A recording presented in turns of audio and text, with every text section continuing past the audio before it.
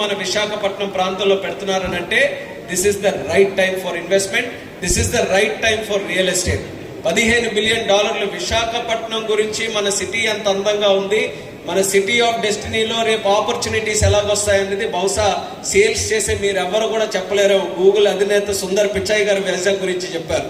ఆయన వైజాగ్ గురించి, విశాఖపట్నం గురించి మాట్లాడుతూ ఉంటే కేవలం మన ప్రాంతంలోనే కాదు, విశాఖపట్నం తాలూకా బస్ ఈరోజు మొత్తం గ్లోబ్ అంతా కూడా, వరల్డ్ అంతా కూడా ఉంది.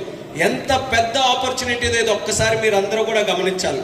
కేవలం మన శ్రీకాకుళం, విజయనగరం, ఈ యొక్క ఉత్తరాంధ్ర విశాఖపట్నం ప్రాంతంలోనే కాదు, మీరు కట్టే ప్రతి ఇటుక దగ్గర నుంచి, మీరు పెట్టే ప్రతి స్విచ్ నుంచి, ప్రతి విండో నుంచి, ప్రతి డోర్ బెల్ దగ్గర నుంచి, ప్రతి డిజైన్ దగ్గర నుంచి, ప్రతి మెట్టు దగ్గర నుంచి గ్లోబల్ స్టాండర్డ్స్ లో ఏ రకంగా ఆలోచించుకొని కడతారో, దుబాయ్లో, సింగపూర్లో, లండన్లో, అమెరికాలో ఏ రకంగా కన్స్ట్రక్షన్స్ జరుగుతున్నాయో ఆ స్టేజ్కి మాత్రం మీరందరూ కూడా ఆలోచించి ఆ రకంగా కన్స్ట్రక్ట్ చేయాలని ఒక విన్నపం నా తరపున మీ అందరికీ తెలియజేస్తున్నాను. ఇది ఒక గ్లోబల్ ఆపర్చునిటీ.